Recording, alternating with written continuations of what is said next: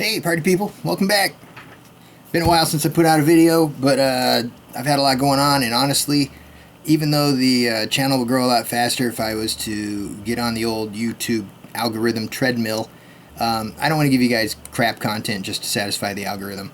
I know that would help the channel grow faster, but it's going to grow or it's not. It'll get there when it gets there, and once it's big enough to justify the time and expense of putting out more regular video and you know, being able to fund better projects and get things done quicker, then we'll do that.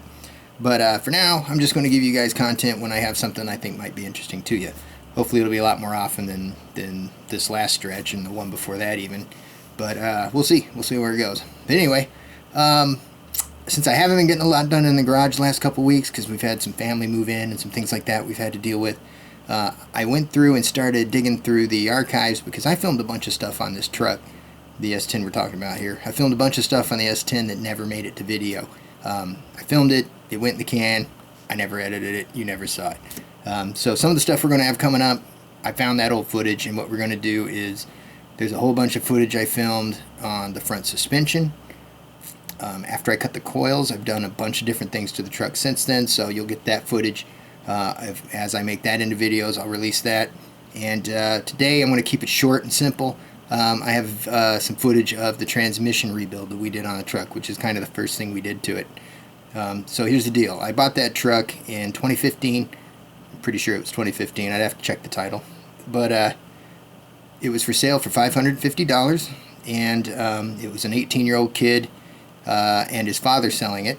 And so here's the story. I went over there to look at it, and what they told me is basically it was his first car. They bought it so they could work on it together, and it had a bad transmission. So they took it to a shop, they had the transmission rebuilt, and then they started driving it, and it needed some stuff. So they put new tires on it, they put a new exhaust system on it, they put a new starter and a new alternator on it. There was a few other things I think they did. Oh, belts and hoses, they did new belts and hoses. So, you know, they had taken care of it, and it had a lot of new stuff on it, and the engine started and ran just fine. Everything looked to be in order on the truck, but it just had a bad transmission. So what happened was they had it rebuilt by a shop. It lasted 2 months, and then they took it back to the shop, who refused to warranty it, and they just got tired of spending money on the truck and did not want to pay for a second transmission rebuild. So they just let the truck go for $550, and we're cutting their losses. Now, I didn't talk them down because that was a great price for a pretty clean truck. I like this little truck. So we picked that thing up, and I drove it home in second gear. And so here's some footage that I never showed you guys of some of the work that was done to the transmission.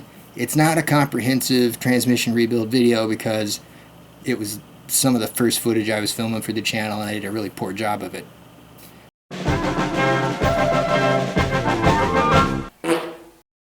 Alrighty, so here is our transmission out of our S10. This is 700R4, it's 89. This one is actually a K case, which is supposedly the strongest case they make. And because I don't know what I'm going to be doing with this truck in the long run, I went ahead and got a bunch of upgraded parts so that we can handle it if we decide to put a V8 in it. So on that note, what we've done is, there's a drum anyway, valve body's right there, pump is there. Pump's already been rebuilt. We put a 482 boost valve in it. Sorry, that was loud. 482 boost valve went in there, as well as springs out of the Superior product shift kit. And we've got a new separator plate from Transgo that'll need a couple of mods. We've got an adjustable detente cable, new band and filter, a couple of bushings there. I seem to have misplaced the rest of my bushing kit, but I'll find it in a minute. Because we just moved in and the garage is still in chaos, however. So we got to rebuild new gear is all that is for the governor. Corvette servo setup. What else? All these parts have just been cleaned and whatnot. Got our new clutches, and frictions and steels. I'm sorry. And that's about. There's all our gaskets and whatnot. And we've also got. Because there was a lot of frictions destroyed in this thing. As a matter of fact, I'll show you why we bought a lot of these new parts. These shells are famous for busting, so even though the factory one looks just fine, I tossed it Here we have some separator plate damage. I don't know if you can see that, but where the spring was pushing at it, it's completely distorted it, so it's no longer flat. It's hard to see it here, but it's pretty bad actually. And we have some wear from the check balls on the factory separator plate. So we got a new one of those. The frictions, we had some issues with the 3/4 clutches. That's why it was out. Here is a clutch with no more friction material left on it, worn down to bare metal. And you can also see there's another one completely worn down. You can see a burn mark right here on the steel. This is one that's completely worn down, nothing left on it at all. And as a matter of fact, if I can find them, I know they're in here. Yeah. A couple of the frictions were broken in half.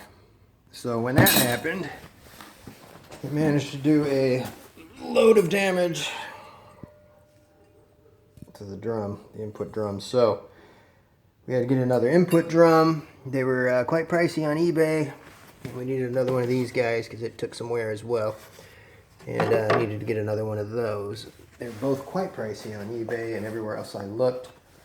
But we got lucky, so I'm going to give a shout out to a couple places that really hooked it up for me.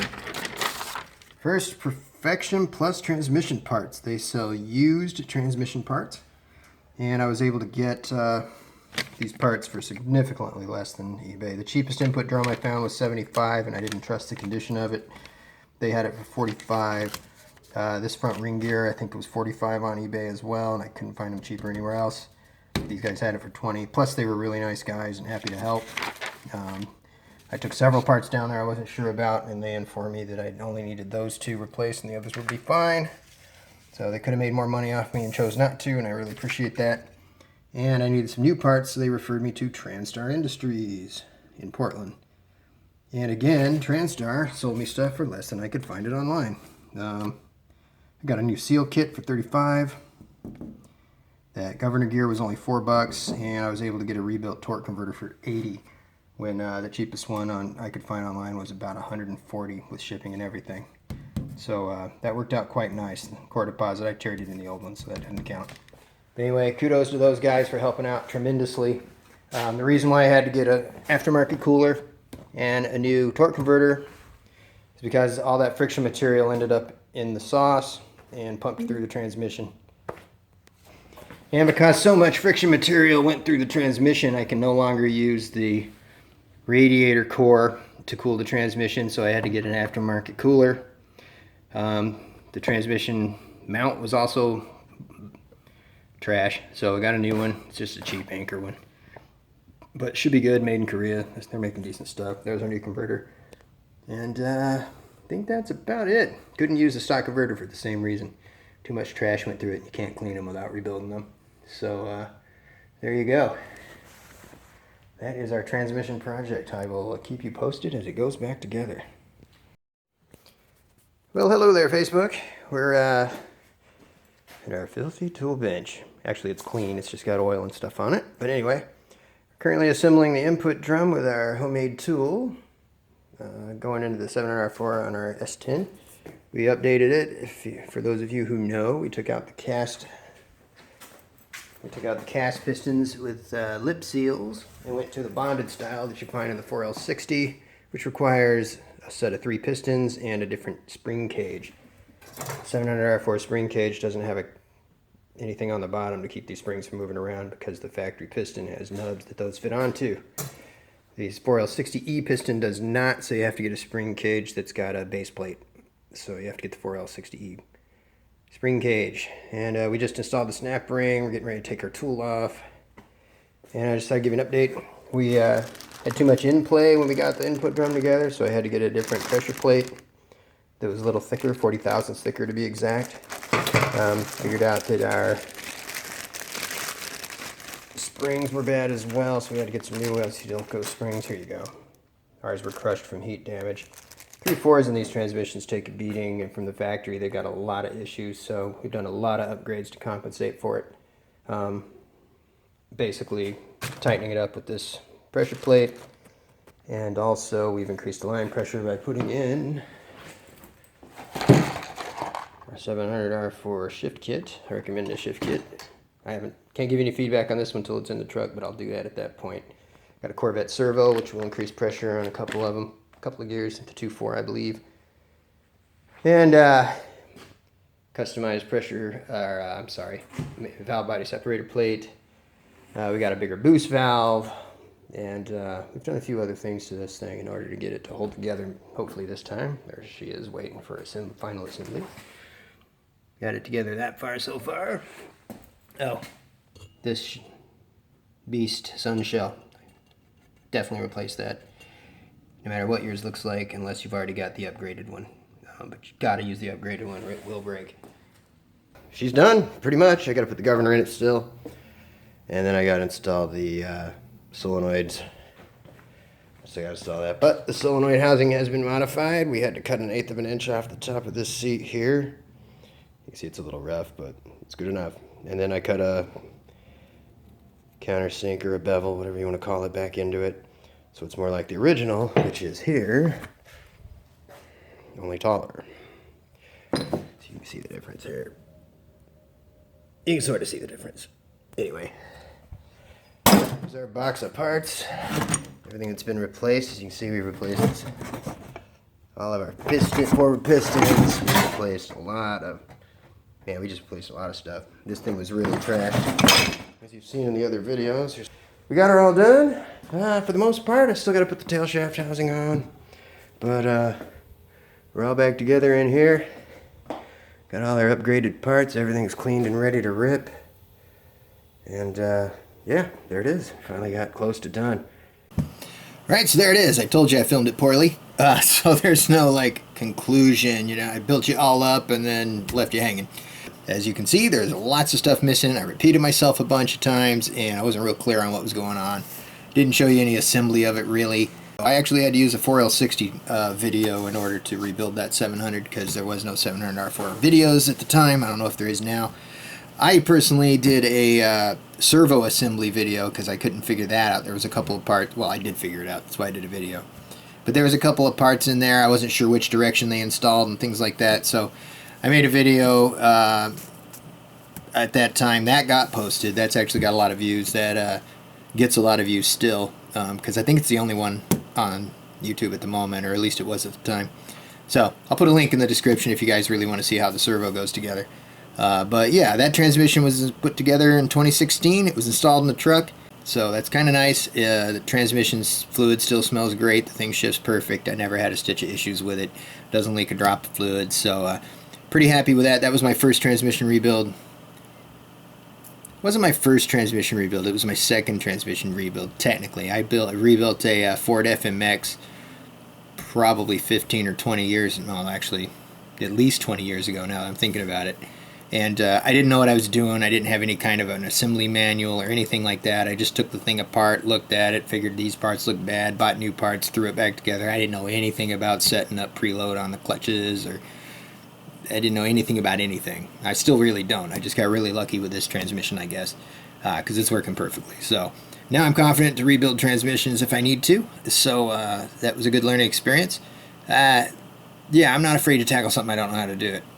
But this time it worked out. Oh, I thought I did this earlier, but I forgot I didn't. I'm saving it to the end. I want to say thank you to Hardcore Garage, specifically to Johnny over at Hardcore Garage. Hardcore Garage here on YouTube. I'll put a link in the description if YouTube lets me.